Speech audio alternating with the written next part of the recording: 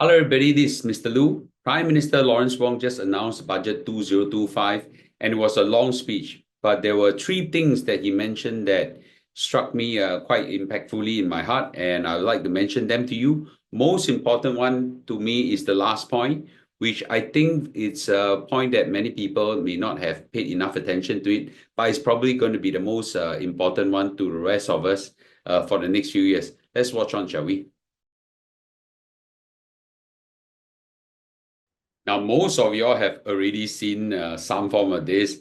There are just a ton of vouchers that are given by Prime Minister Lawrence Wong to every one of us. They range from cash vouchers, GST vouchers, SG65 vouchers, child credit vouchers, Medisave vouchers, personal income tax, rebate, which is in some sense, just giveaway, CDC voucher, USAVE voucher, and so on, right? The word voucher right now is a heavy word that's being used by everybody.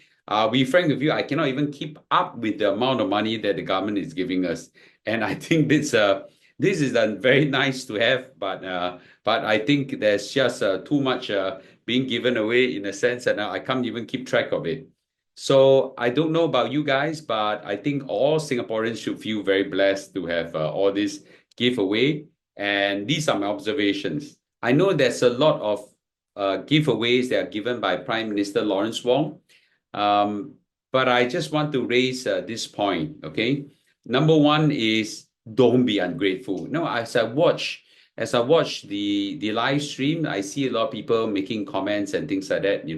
I just can't help but feel that there is a lot of people that are very ungrateful at all these that are given, right? A lot of them say, "Oh, this is not enough. They should give us more.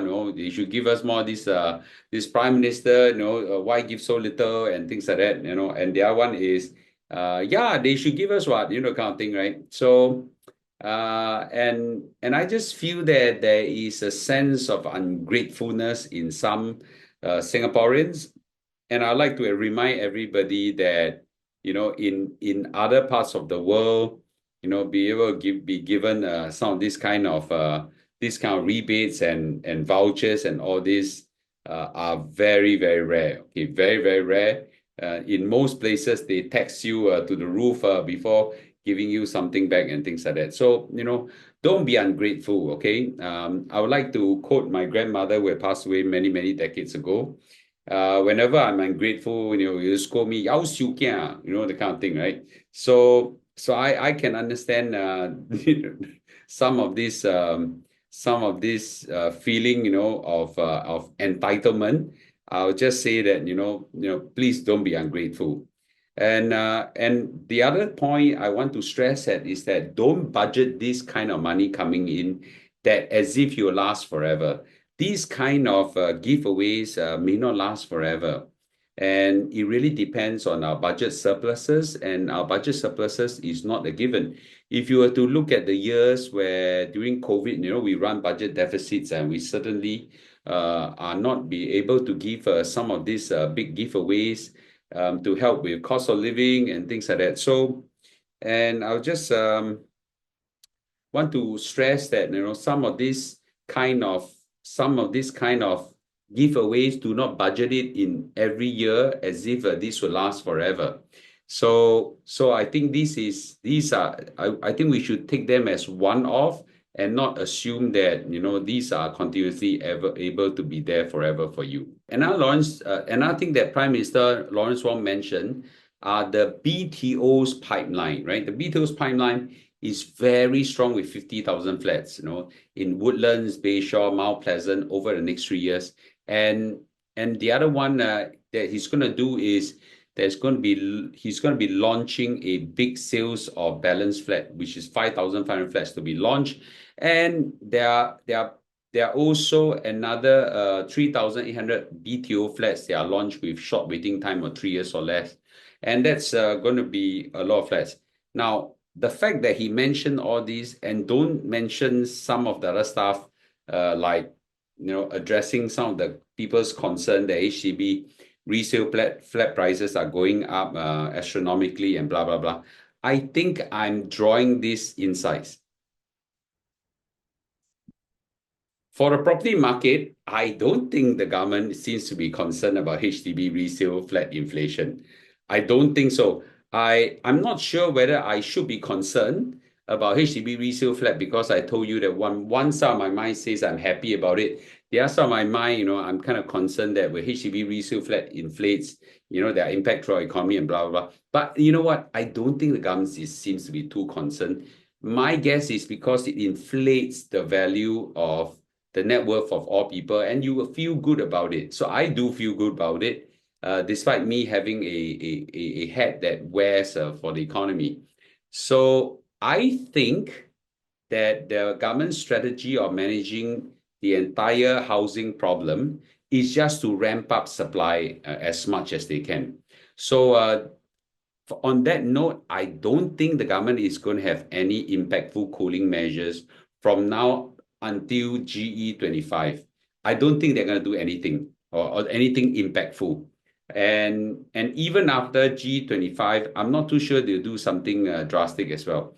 But at least from now to G25, which nobody knows when's the date now, it could be from now all the way to November, end of the year. I don't think there's any cooling measure. So I would imagine that prices of HDB especially is going to inflate continuously. And their means of addressing the whole problem is by increasing supply as much as they can. They will beg, borrow, steal every supply they can find off in the balance of in the sale or balance of flats and try to build as much flat as possible. But that's what they were going to do. So this is my read behind what is being announced. The next point, not too relevant to a lot of people, and to be frank, not too relevant to me, but the fact that we are going to explore nuclear as a source of power, it's something that, that really struck me very hard. That right now, Singapore is going to go nuclear power. And when the government make a point like this, there's a, I don't know, 99% chance that it's going to make it happen. So I think I'm not a nuclear physicist or nuclear scientist, but what Prime Minister Lawrence Wong has said that nowadays, with technology, modern technology, nuclear power is now a lot safer. We were not going to have a case where suddenly there's a nuclear accident and the whole of Singapore get obliterated, by nuclear power. But I think to be able to go nuclear really spells a lot. We right now, if we can go nuclear, then possibly our reliance on our neighbors for power, relying on power supply is going to go down tremendously and possibly even get a cheaper form of electricity. So I think this is a very interesting point that our sophistication of society has now reached a nuclear age.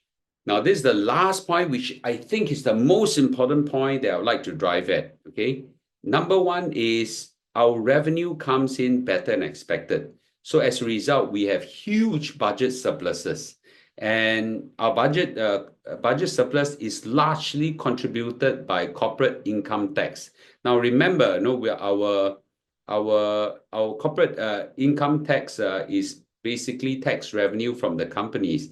And it used to be 3 point something percent, but in 2024, it reached 4.1% of the entire budget. So this is now the largest contributor to Singapore revenue. Now, there are two reasons why he has gone up, but it's not something we can, put a finger down to. Number one is partly due to cyclical factors in finance and wholesale. So the whole stock market is rising, and the whole business world in wholesale trade seems to be rising as well. So therefore, we see these are cyclical factors. I want to draw this attention to wholesale trade because it's linked to the next one as well. My guess is actually the following. It may be because MNE, which is a multinational enterprise, seeking stable hubs to invest into. That is a big thing. Very, very big thing. A lot of people miss this point. This will change the landscape of Singapore. What it is saying is this. We are a net beneficiary of an unstable world. Okay, a lot of businesses, especially those that make headquarters or regional headquarters into China or so, after the COVID fiasco of China handling it very badly, they decided that, Lin Pei have enough, right? Okay, right. I sick of this whole thing. They just leave China and set up regional headquarters elsewhere. In particular, the best place is Singapore. So a lot of them came over to Singapore and make regional headquarters here. They may have their plant in Malaysia, which is what we are. That's why we're encouraging the Johor, Singapore, special economic zone be set up. But they make their headquarters in Singapore, and their production plant maybe in nearby countries.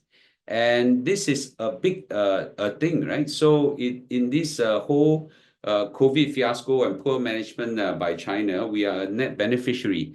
A lot of mainland Chinese businessmen has escaped China and come over Singapore. We've talked about this many times already. We are a net beneficiary of this as well. Many of them came over to escape whether persecution or trying to escape scrutiny by their tax authority or whatever. A lot of them brought a ton of money over. Some, of course, questionable money, and we have gone after them and yield a huge benefit from catching these money launderers. But a lot of these are actually legitimate businesses that came over, or rather, they come and set up legitimate businesses, and we are net beneficiary of them. Now, the next one is very important. A lot of companies, especially in China, or companies that set up headquarters in China, they decided to do nationality laundering. They come over and set up shop in Singapore to be avoided being branded as a Chinese company or Chinese export, because that they will get hit. Right now, Singapore is one of the rare countries that is possible not to be hit by US tariffs. And if you were to excuse me, I'll show you this. These are a few countries in the world that US have trade surplus with. On top of the list is Hong Kong, Netherlands, Brazil, Australia, Belgium, Singapore, UK, Colombia, blah, blah, blah, blah, blah. So these are the few countries in the world, there's just so few of them, that have trade deficit with US. That means US make more money from these countries. And on top of the list, 1, 2, 3, 4, 5, 6. Rank number 6 is Singapore. We're one of few countries that are friends with Donald Trump in that sense, because Donald Trump judged his friendship by money, dollars and cents.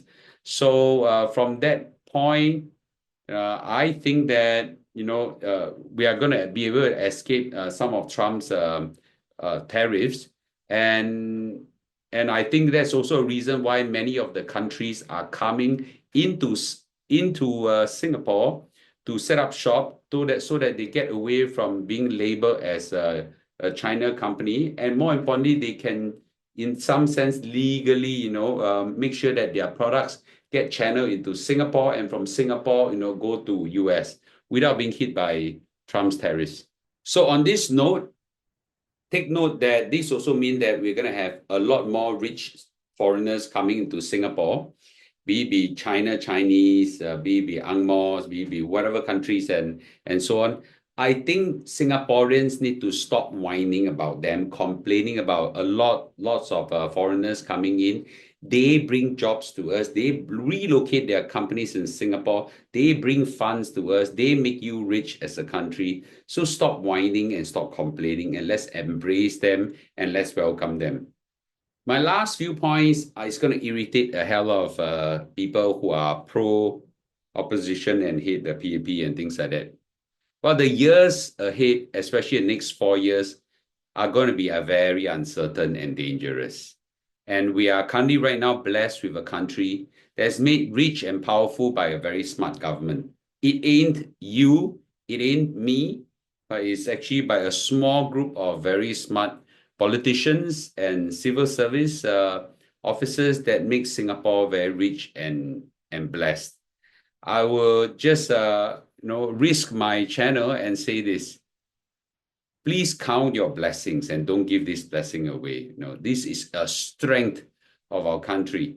I'm not embarrassed to say that I'm very supportive of the government. Is because they put me in a position where I can yield the blessings, right? So and most of you are going to be blessed with tremendous amount of vouchers and giveaway by the country. So let's not, kiss this blessing goodbye, by doing stupid things this year.